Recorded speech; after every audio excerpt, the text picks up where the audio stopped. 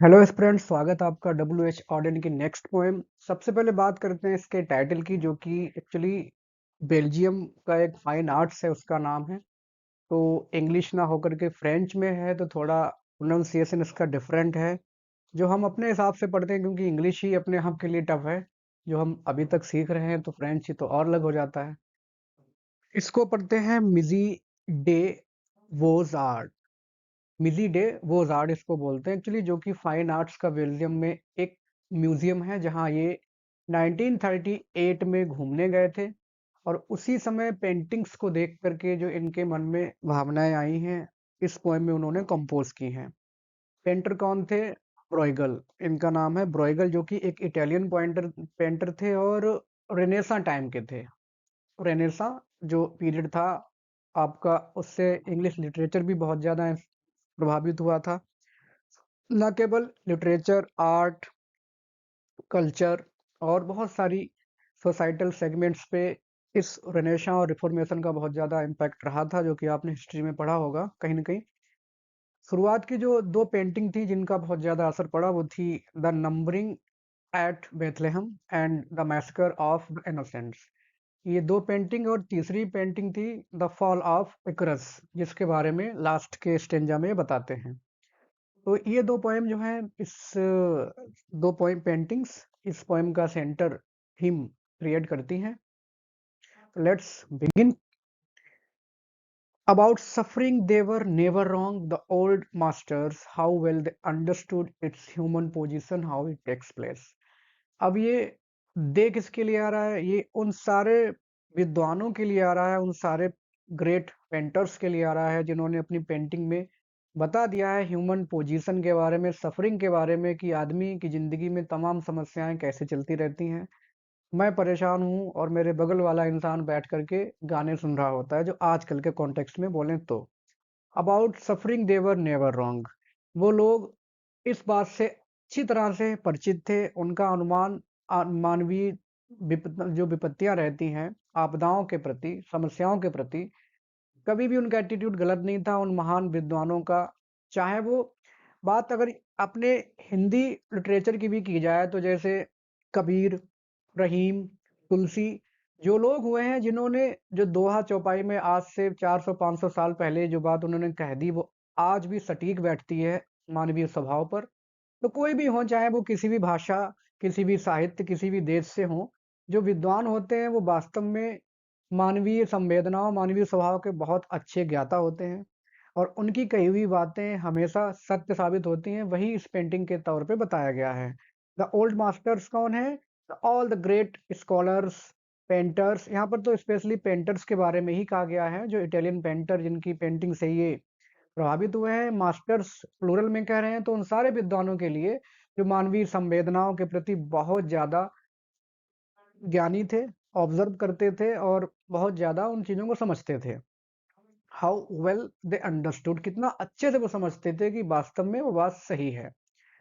It's human position, how it takes place. वो ये भी जानते थे कि मानव की स्थिति, जिंदगी इंसान की कैसे चल रही है, और कैसे इट टेक्स प्लेस का मतलब कैसे परेशानी इंसान की जिंदगी में आती है, और उससे वो कैसे दो चार हाथ करता है। कई बार कुछ लोग हार मान जाते हैं, कुछ सुसाइडल अटेम्प्ट भी करते हैं, कुछ सुसाइड कर ही लेते हैं, कुछ लोग मुसीबतों से टकरा करके उनको जीत करके निखर के निकलते हैं। तो सबका अपना अपना तरीका है, अपनी अपनी इच्छा शक्ति है मुसीबतों से दो चार हाथ करने की, उनसे पार पाने के सबके अपने अपने तरीके हैं। While someone else is eating or opening a window or just walking dully along, का मतलब यह है कि एक तरफ आप परेशान हैं, और एक तरफ जैसे फॉर एग्जांपल कि मिस्टर ए किसी बहुत परेशानी से दर्द में कराह रहा है, उसकी लाइफ में कोई ट्रेजेडी चल रही है, लेकिन मिस्टर बी जो है वो कुछ खा रहा है, एंजॉय कर रहा है उसके बगल में। मिस्टर सी क्या है, अपनी विंडो खोल रहा है, अपने डेली के काम धंधे जो हैं उसमें वो कर रहा है। और मिस्टर डी या आसपास के तमाम लोग हैं, वो सिर्फ यूं ही अपने डली का मतलब क्या है कि डल, एक बहुत ही भद्दी चाल चल रहे हैं, या वो एकदम विरक्त हैं और इनडिफरेंट हैं उन तमाम परेशानियों से जिनसे आप घिरे हुए हैं। और ये आजकल के कॉन्टेक्स्ट से बहुत ज़्यादा रेलेवेंट पोएम है, कि वास्तव में फ़र्क किसी को नहीं पड़ता है। आपको खुद ही अपनी सारी समस्याओं से दो चार होना पड़ेगा। डेफ़िनेटली ये आपका खुद का अनुभव भी आपको बता रहा होगा, जो कुछ करना है आपको खुद करना होता है। कोई किसी की हेल्प नहीं करता। बस 2-4 दिन के लिए 2-4 बातें आदमी कह देगा, but when it comes on the life of someone, we have to go through all the sufferings alone, we have to face every situation alone. How when the aged are reverently passionately waiting. अब ये aged की बात हो रही है, जो बुजुर्ग लोग हैं, विद्वान हैं, रेवरेंटली श्रद्धा के साथ, पैशनेटली बहुत ही तीव्र भावनाओं के साथ वेटिंग इंतजार कर रहे हैं, किस बात का? फॉर द मिरेकलस बर्थ, एक चमत्कारिक जन्म का। ये रेफरेंस है ईसा मसीह के रिवर्थ का, कि जब ईसा मसीह को क्रूसीफाई किया गया था तो कहते हैं कि उनका रिवर्थ हुआ है। तो उसी हिसाब से ये जो विद्वान हैं या जो लोग स्पिरिचुअल माइंडसेट के हैं, वो इंतजार कर रहे हैं रिवर्थ का, कि रिवर्थ होगा ईसा मसीह का, जो कि क्रिश्चियन स्क्रिप्चर्स में लिखा गया है। लेकिन दूसरी तरफ ऐसा भी है कि there always must be children, कुछ बच्चे ऐसे भी हैं who did not specially want it to happen, वो नहीं चाहते कि ऐसा कुछ हो, क्योंकि उनको पता ही नहीं है। अब बच्चे हैं, उनको क्या इतनी बड़ा धर्म शास्त्रों का इतना क्या पता है, इतनी बड़ी जानकारी नहीं है ना कि क्या होने वाला क्या नहीं होने वाला। ठीक उस तरह से कि कई बार कुछ केसेस आपने न्यूज़ में पढ़े होंगे, जैसे मैंने न्यूज़ में पढ़ा था कि एक्सीडेंट केस हुआ था, उसकी माँ की डेथ हो गई मोटरसाइकिल से, यूपी के हरदोई जिले में। और एक छोटा-सा बच्चा था बेचारा, जो अपनी माँ का दूध पीता था, ब्रेस्ट फीडिंग कर रहा था, तो वो अपनी माँ की डेड बॉडी से चिपक कर के दूध पी रहा था। उसको यही नहीं पता था, अबोध था कि क्या हो गया, उसकी माँ इस दुनिया में नहीं बची। तो उस सीन को देख कर के लोग बेचारे जो खड़े थे, वो हतप्रभ थे, द्रवित हो गए उनके हृदय। तो क्योंकि अबोध है, उसी हिसाब से ये बच्चे अबोध हैं, इनको पता ही नहीं है कि क्या क्रूसिफिक्शन है, क्या ईसा मसीह है, क्या उनको सूली पे चढ़ा दिया गया, किस तरह से उनका रिवर्थ होगा, इन बातों से मतलब ही नहीं है, क्योंकि they are unfamiliar, they are not so sensitive, या उनके अंदर वो बातें नहीं हैं कि वो समझ सके। ये तो बच्चों की बात हुई, इवन बड़े भी नहीं समझते हैं कि किसके साथ क्या परेशानी है। स्केटिंग, वो क्या कर रहे हैं? स्केटिंग कर रहे हैं on a pond at the edge of wood. जंगल के किनारे एक झील है जिसका पानी जम गया है सर्दियों में, और बच्चे उस पे आराम से स्केटिंग कर रहे हैं, खेल रहे हैं। उन्हें फर्क नहीं पड़ रहा है कि किसी महापुरुष का, किसी देवता का जन्म हो, मरण हो, इससे they are completely unfamiliar, unknown. They never forgot. अब ये दे किसके लिए आ रहा है? ये आ रहा है उन स्पिरिचुअल लोगों के लिए, कि जो बेचारे नहीं भूले थे कि क्या ट्रेजेडी सही थी ईसा मसीह ने, और कैसे उनको क्रूसीफाई किया गया था। वो नहीं भूलते हैं that even the dreadful martyrdom. Dreadful martyrdom क्या है? ईसा मसीह का क्रूसीफिक्शन, किस तरह से ट्रेजेडी के तौर पे उनको सूली पर चढ़ा दिया गया था, इसको महान लोग नहीं भूलते हैं। बाकी लोग मोस्ट रन इट्स कोर्स, बाकी लोग अपने डेली के काम धंधे में लगे रहते हैं, दे आर नॉट अवेयर, उन्हें फर्क नहीं पड़ता। जो लोग रिलीजियस माइंडेड नहीं है, उनको इस बात से भी फर्क नहीं पड़ रहा है कि क्या हो रहा है दुनिया में, क्या, कौन सूली पे चढ़ाया जा रहा है और कौन जिसका रिवर्थ हो रहा है, they don't care. Any how in A corner, किसी अपने, किसी दुनिया के, देश के, क्षेत्र के किसी कोने में वो बिजी हैं, they are busy in their daily course. Some untidy spot, किसी गंदे, अनटाइडी का मतलब क्या है? डर्टी। अनटाइडी स्पॉट, किसी गंदे से क्षेत्र में, they are busy with their work. जहाँ where the dogs go on with their doggy life, कुत्ते, जानवर, जैसे यहाँ पे वैसे तो जानवरों के लिए कहा गया है, लेकिन कहीं न कहीं ये उन लोगों के लिए कह रहे हैं कि जो लोग बिल्कुल भी रिलीजियस फीलिंग्स नहीं रखते हैं, जो बिल्कुल भी धार्मिक नहीं है, जो सिर्फ़ और सिर्फ़ मटेरियलिस्टिक हैं, they are living like animal life. वो एनिमल लाइफ जी रहे हैं। Life and the torturer horse. अब ये टॉर्चरर क्या है? ये भी एक रेफरेंस है क्रिश्चियनिटी का। जब ईसा मसीह को सूली पे चढ़ाया जा रहा था, तो उससे पहले एक सैनिक को काम दिया गया था कि जाकर के उनके हाथ पैरों को भाले से गोद दो। तो वो सैनिक अपने घोड़े पे बैठ करके, और ईसा मसीह को सूली पे चढ़ाए जाने से पहले भालों से उसको, ईसा मसीह के शरीर को गोदने लगा। उनके हाथ पैरों को बहुत ज़्यादा दर्द पहुँचाया गया, बहुत टॉर्चर किया गया उनका। तो ये टॉर्चरर वही हो गया। टॉर्चरर था, और बाद में उसका जो घोड़ा, जो कभी उस टॉर्चर में शामिल था, क्योंकि वो जानवर, उसको नहीं पता ना कि उसने क्या किया है। It was just doing it's duty. वो तो भाई बंधा हुआ है अपनी लगाम से, उसके द्वारा। Scratches it's innocent behind on a tree. क्योंकि वो इनोसेंट उसको इसलिए बोला है क्योंकि वो जानवर है भाई। सैनिक ने उसको ईसा मसीह को टॉर्चर दिया, ये तो नहीं जानता ना घोड़ा कि उसने क्या किया है। तो वो अब उस काम से फ्री होने के बाद क्या कर रहा है? एक पेड़ से अपनी पीठ को खुजा रहा है, रगड़े, जैसे जानवर कई बार पेड़ से अपनी पीठ को रगड़ रगड़ के खुजाते हैं।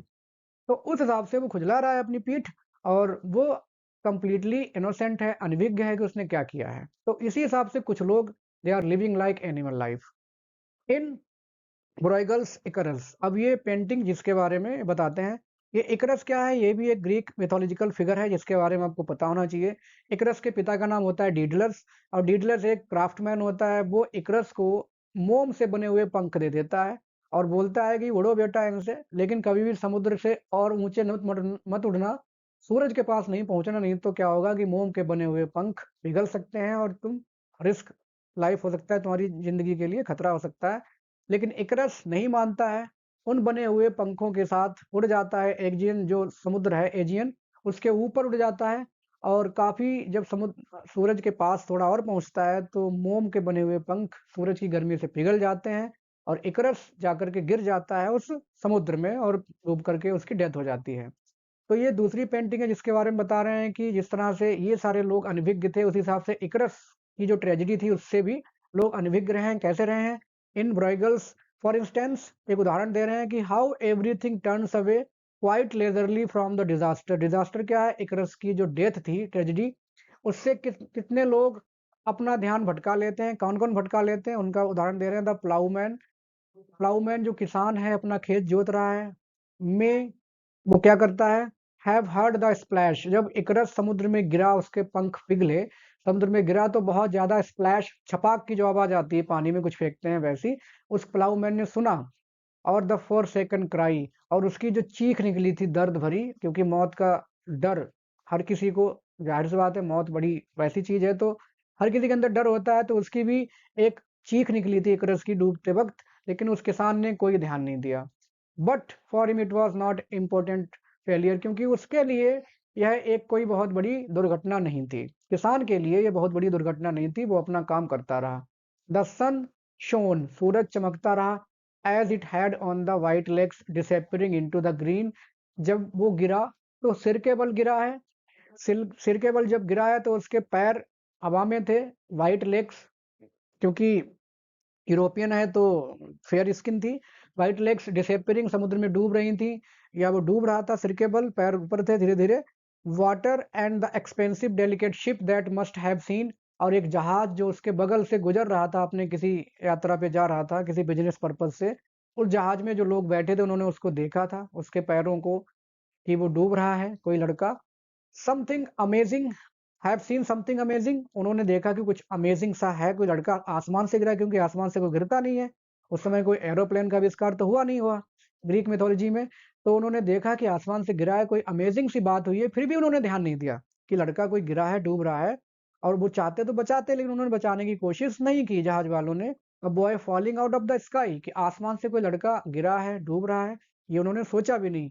Had somewhere to get to and sailed calmly on, और उनको कहीं और जाना था, जहाज वालों का कोई और मकसद था, कोई और काम था, जिम्मेदारी थी। Had somewhere else to get, मतलब कहीं और उनको जाना था, चले गए। एंड सेल्ड कामली, उन्होंने चुपचाप इग्नोर करके चले गए। तो ये उदाहरण है उन लोगों के बारे में कि आजकल भी लोग, आप, जैसे मैंने एक पोएम में बताया था, या आपने बहुत सारे केसेस देखे होंगे कि आजकल कोई एक्सीडेंट केस होता है रोड पर, तो लोग थोड़ा सा झांकते हैं और चले जाते हैं, क्योंकि कोई भी पचड़े में पड़ना नहीं चाहता, हमारी जान पहचान का नहीं है, कोई नहीं है, तो हम आगे निकल जाते हैं क्योंकि हमारे उससे फ़र्क नहीं पड़ता है। तो ये सब चीज़ें एक रेलेवेंस के तौर पे दिखाई गई हैं इस पोएम में, कि लोग किस तरह से दूसरों की परेशानियों को लेकर के इंडिफरेंट है। तो जिसको दिक्कत नहीं है, वो चलता रहता है, अपना काम करता है, जिसको दिक्कत है वही कंप्लेन करता है, बेचारा अकेला उन समस्याओं से पार पाता है। लोगों में ह्यूमैनिटी, हेल्पिंग नेचर और सेंसिटिविटी खत्म हो चुकी है। This is the conclusion of the poem. तो ये था हिंदी एक्सप्लेनेशन इस पोएम का। उम्मीद है कि you have liked it, otherwise you can like, subscribe, share if you like, if you find it useful for your study. Thanks for watching.